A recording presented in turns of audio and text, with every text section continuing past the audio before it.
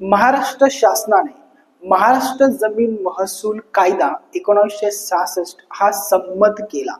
त्याआधी मुंबई जमीन महसूल संहिता 1879 हा कायदा 1965 पर्यंत मुंबई राज्यामध्ये अस्तित्वात होता.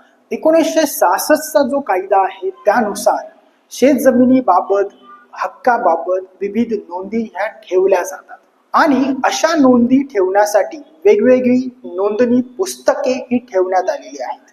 त्यात प्रामुख्याने शेत जमिनीचे हक्क व पिकांचे रजिस्टर, तसेच कुळाबाबतचे रजिस्टर, मालकी हक्काबाबतचे रजिस्टर इत्यादींचा समावेश होत असतो. याच बरोबर 21 वेगवेगळ्या प्रकारचे गावचे नमुने देखील ठेवलेले असतात. यापैकीच गावचा नमुना 7, 7अ आणि 12चा मिळून 7-12 उतारा हा तयार होतो.